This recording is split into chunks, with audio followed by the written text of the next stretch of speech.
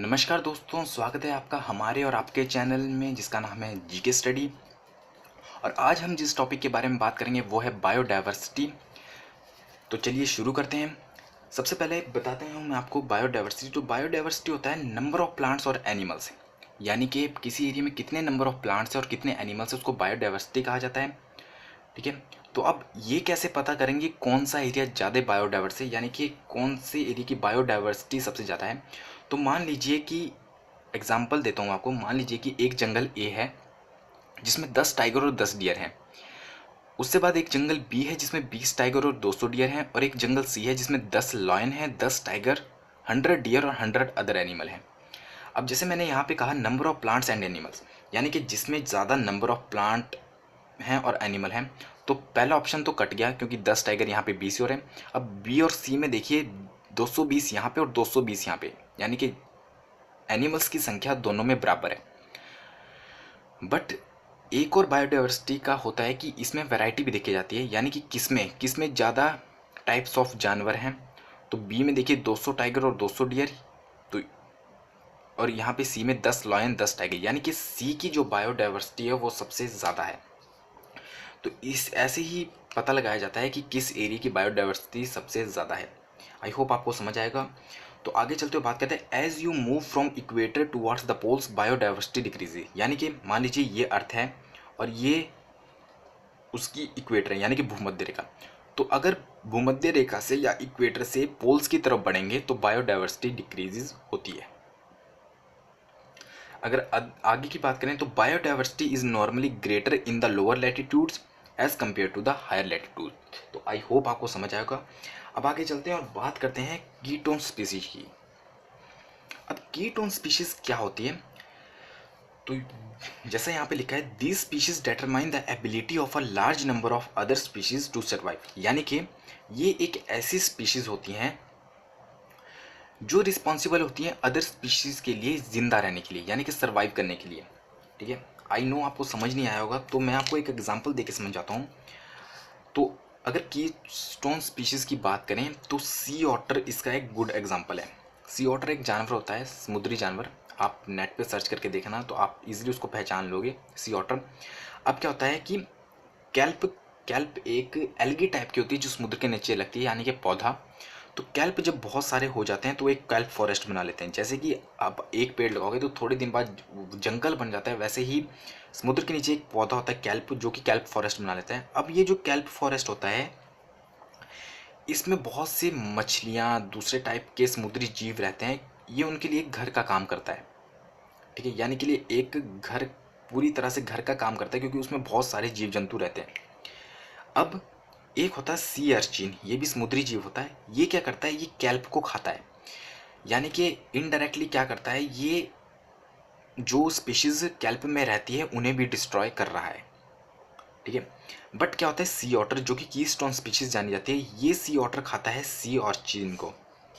ठीक है, अब क्या है देखिए कि अगर सी ऑटर सी ऑर्चिन को खा रहा है, यानी कि वो इनडायरेक्टली किसकी हेल्प कर रहा है, उन स्पीशीज की जो कैल्प फॉरेस्ट में रहते हैं। क्योंकि अगर सी ऑटर सी ऑर्चिन को खाएगा तो कैल्प सेफ रहेंगे, यानी कि उसमें रहने वाली स्पीशीज भी सेफ रहेगी।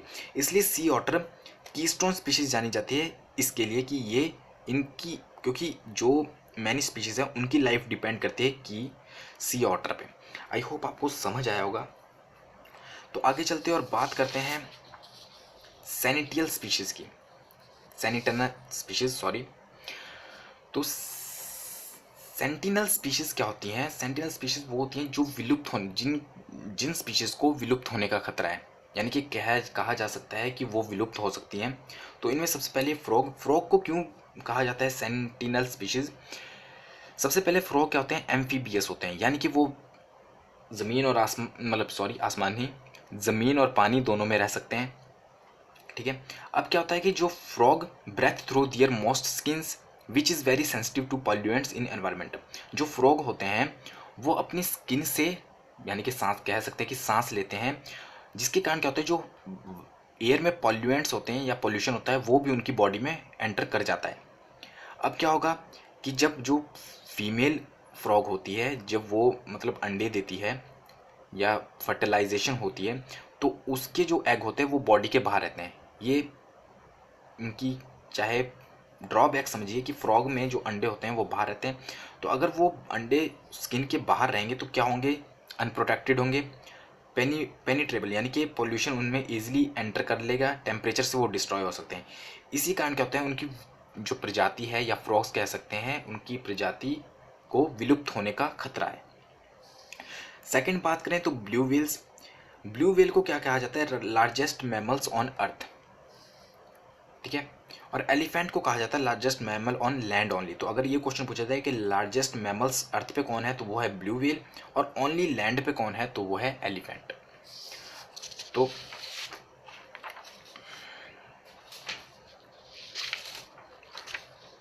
अब क्या है, एक है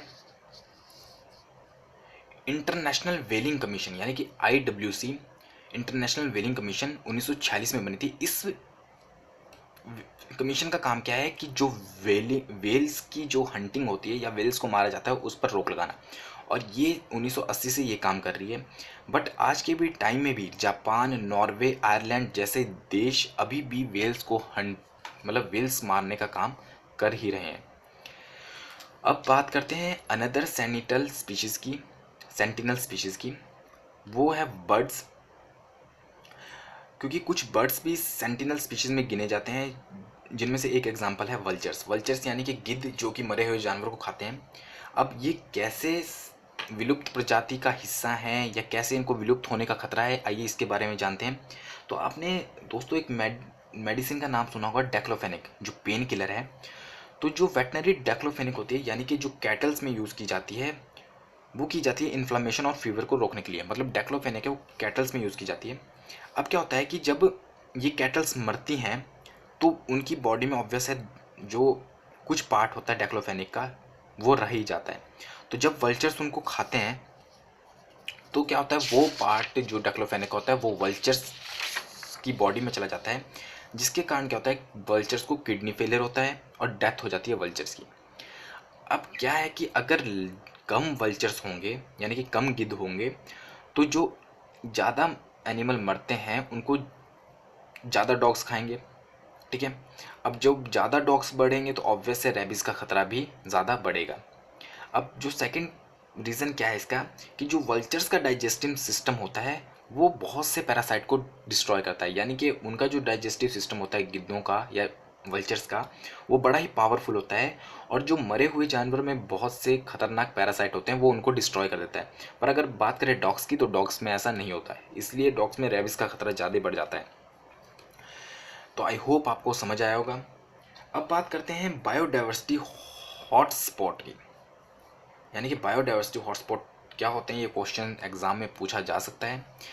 तो अगर बात करें क्या लिखा है, तो it is an area rich in biodiversity of birds and animals but they are under constant threat of over exploitation, यानी कि एक ऐसा एरिया जो कि बायोडाइवर्सिटी में बहुत रिच है, यानी कि उसमें फुल ऑफ बर्ड्स हैं, एनिमल्स हैं, but they are under constant threat of, मतलब उनमें ओवर एक्सप्लॉयट यानी कि उनकी जो शिकार होता जाता है, यानी कि उनकी प्रजाति खत्म होने का खतरा दुगनी तेजी से बढ़ता जा रहा है, ठीक है।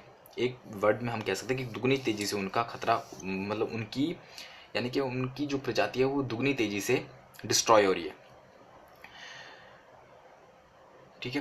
तो अगर इंडिया की बात करें कि बायोडाइवर्सिटी हॉटस्पॉट कहाँ है, तो वो है ईस्टर्न हिमालयाज़ में और वेस्टर्न घाट में, और ये क्वेश्चन पूछे भी जाते हैं कि इंडिया में बायोडाइवर्सिटी हॉटस्पॉट कहाँ पर है। तो आई होप आपको समझ आया होगा। तो आगे चलते हैं और बात करते हैं plant biodiversity and green revolution की।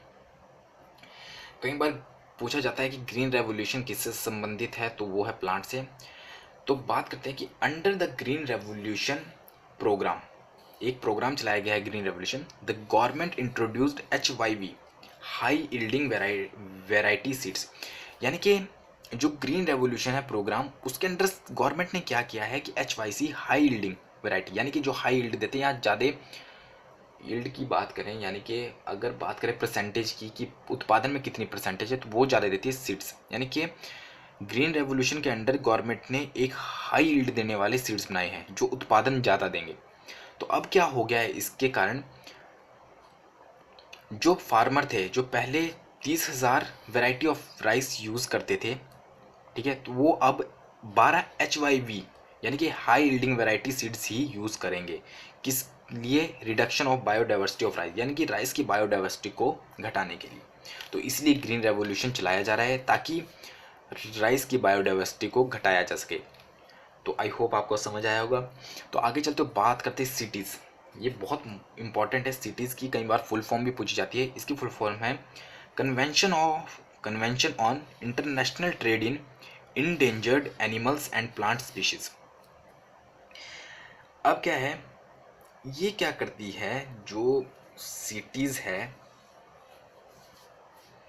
एक तरफ से बात करें कि सिटीज़ क्या है, ये जैसे कि वेपन्स का तस्करी कहते हैं ना, जिसको तस्करी कि वेपन्स की तस्करी हो रही है, वैसे ही सिटीज़ मतलब उस पर रोक लगाती है जो कि एनिमल्स की तस्करी करता है, मतलब जान किसी लॉयन की खाल या स्किन को तस्करी करना या पेड़ पौधों की तस्करी करना, तो उसके लिए सिटीज़ को बनाया गया है। ठीक है, यानी कि हाँ, मतलब हम एक वे से कह सकते हैं कि स्मगलिंग, इलीगल स्मगलिंग होती है जो प्लांट्स की और एनिमल्स की, उसको कंट्रोल करने के लिए सिटीज़ को बनाया गया है। तो अगर बात करें, मतलब कि अगर बात करें हम अपनी मतलब वर्ल्ड की बात करें, तो जो सबसे पहले नंबर पे स्मगलिंग होती है वो होती है वेपन्स की, और अगर सेकंड नंबर की बात करें तो जो स्मगलिंग होती है वो होती है एनिमल्स और प्लांट्स की। तो ये एक बहुत ही बड़ी बात है। तो जो सिटीज़ है उसको बनाया गया है या सेटअप किया गया है world's oldest global environmental organisation यानी कि IUCN के द्वारा। IUCN की फुल फॉर्म क्या है? International union for conservation of nature and natural resources. और अगर इसकी हेडक्वार्टर की बात करें तो इसका हेडक्वार्टर है स्विट्ज़रलैंड। तो आई होप आपको समझ आया होगा। तो आगे चलते हैं, अब बात करते हैं टॉप 70 मेगा डाइवर्स कंट्रीज़ की, यानी कि विश्व में यानी कि वर्ल्ड में कौन सी ऐसी कंट्रीज़ हैं जो मेगा डाइवर्स सबसे ज़्यादा हैं, यानी कि जिनकी बायोडाइवर्सिटी सबसे ज़्यादा है। तो यहाँ पे मैं बात करूँगा टोटल 70s की, मतलब 17 कंट्रीज़ की। और ये कंट्रियाँ एग्ज़ाम में ज़रूर पूछी जाती हैं, इनमें से एक ना एक क्वेश्चन ज़रूर पूछा जाता है।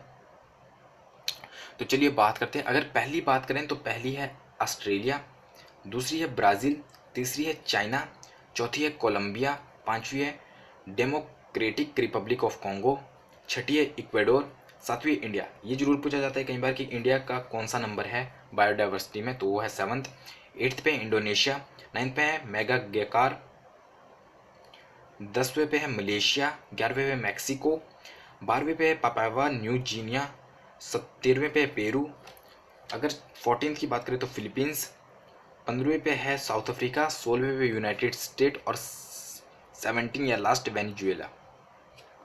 तो ये वो कंट्रीज हैं जो टॉप 17 हैं।